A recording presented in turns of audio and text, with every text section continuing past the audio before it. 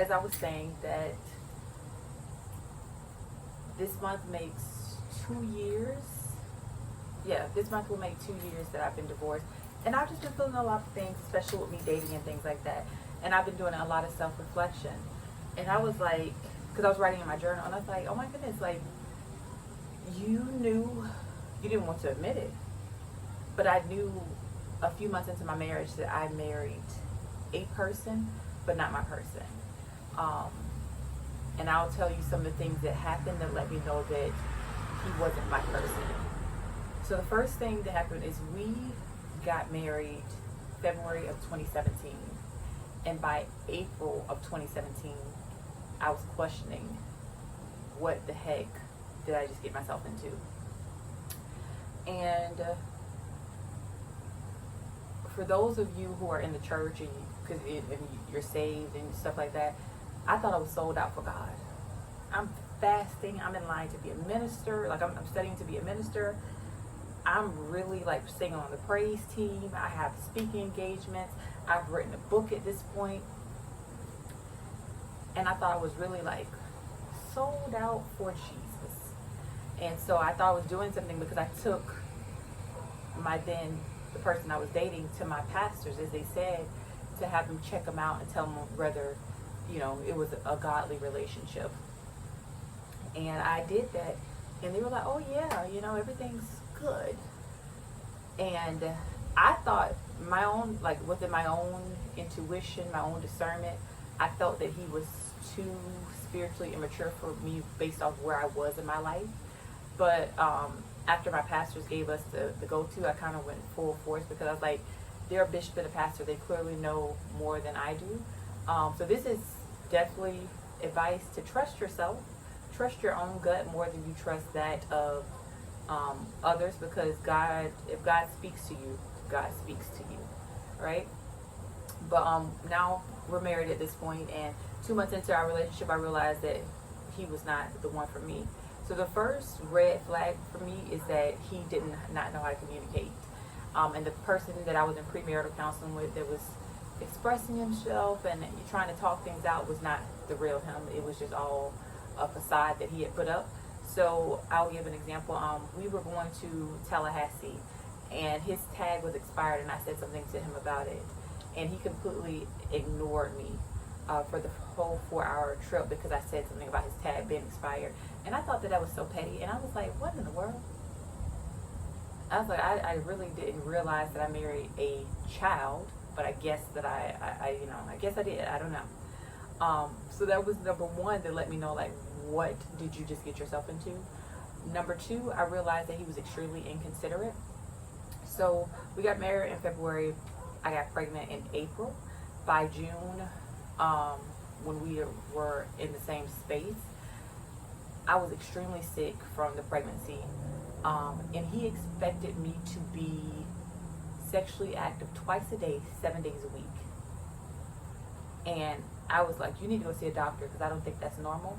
And there's no way, like, I don't have the strength or the energy to do that, but there's no way I'm going to be doing that for the rest of my life. That is insane. So that was a huge argument. And I'm like, I'm literally pissing and throwing up. Do you not have any sense of, like, anything towards me that you can't understand that? So I thought that was really strange. So realized he didn't communicate, and I realized he had no compassion or consideration for anyone but himself. His needs were the most important thing. And three is he had has a, I don't know if he still has it, but he had a tattoo of his ex-girlfriend's name. And we had agreed that, once we got married, he would get it covered. And once we get married, I moved. He's like, I'm not covering it up. And I'm completely hysterical because I'm like, that is not what we agreed on. And that was a huge deal to me. And now for you to kind of like backtrack, it really upset me. And it's like, you are not a man of your word. Another thing that I noticed, number 4, was that he did not know how to manage his finances. So now we're in the same space, and the first month he doesn't have his half of the rent money. And I'm like, what in the world? I was like, I signed myself up for a complete nightmare. Oh my goodness, it was horrible.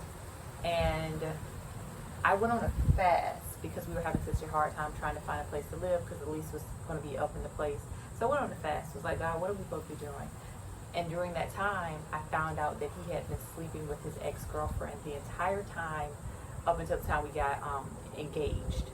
And it was so crazy because it got back to me that she thought they were still together. So somebody told her, like, hey, your boyfriend is on Facebook proposing to someone because they videoed it and put it on Facebook or whatever. And I thought that was crazy. I was so hurt and so devastated that I packed my bags and I moved back to Palm Beach and lived with my best friend, one of my best friends, for like a month until my apartment was open, because my sister was living in my apartment. So once my sister got herself situated and moved out of my apartment, I moved back into my apartment. And I should have been done with them there after everything that I realized, but I was pregnant and I was emotional, and I had never been in that situation before, so I didn't know how to really handle it. I knew I did not want him, but it was like, I'm pregnant now, we're married, let's try to make it work. So that's what we did, because we were separated 6 months into our marriage. But after that, we ended up trying to make it work, and I want to say we tried to make it work for all of our marriage, literally all of our marriage. I realized that he did not have a solid relationship with God. He didn't know how to encourage me. He didn't know how to pray for me. He didn't know how to lead prayer or anything like that. He wasn't big on trying to go to church or be a part of the church community or anything like that. And even trying to read the Bible, it just wasn't what he was into, and that's not what I wanted for my life. So that was another thing that added to it, is like, if you say, don't get with a man who say he believe in God but he don't go to church. Stay so far away from that, because you two are not equally yoked and you are not compatible in any way at all. And what kind of like leading up to give me the strength to leave, in 2020, January 2020, we went on a couples trip to Denver. Beautiful, beautiful place. But the other couples were so in love, and I was like, I don't love this man. I'm not in love with this man. I don't even like this man. This man get on my last nerve. I was like, yeah, I deserve that, and this is not that. And then we did try counseling, and the therapist said, you know what, I really believe that he is trying his best, but his best is not good enough for you. And I was like, you know what, you're right. He is giving me all that he can, but all that he can will never be enough for me, because it's not enough. Not being able to maintain a job, not helping with your children, not wanting to be a partner, but more of a dictatorship. It wasn't going to be enough, and I had to take that step. It took a lot of prayer, a lot of fasting, but I had to take that step and realize that will never be enough for me relationship-wise, and I had to let him go and let myself go away from that situation. And since we've been divorced, he does make my life challenging as far as like trying to be with the kids and stuff like that. A lot of nonsense. He acts like he's trying to be with them, but he's really not, because I'm like, here, you can get your kids. He's like, no, I only want for 5 days. It's just really weird. Definitely a strange situation. So my advice that I would give to people, period, but definitely women, protect your womb. Like, yeah, we want men to get it together, but we also have to protect our womb until they do, because these are our babies, regardless of what. If they pack up and leave today or tomorrow, that baby is left with you. So we have to protect our womb. Who we give our bodies and our hearts and our souls to, we have to be very, very careful about that. Also, I would say, trust yourself. If God speaks to you, God speaks to you. And you will know. So trust your discernment, your intuition, whatever you want to call it. Trust that. Because if I had trusted myself, I wouldn't have married this person, and I wouldn't be in this particular situation that I'm in. I don't want to make this video too long, but I did just want to share some things that have been on my heart lately as I come to the my divorcery, should I say. If I come to my divorcery, some things have been on my heart, and I wanted to share that.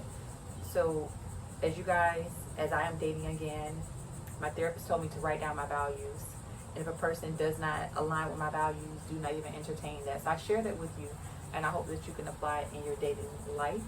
And if you have any wisdom, words of encouragement, or anything that you want to share with me, I would greatly appreciate it. Until next time, guys, God bless you.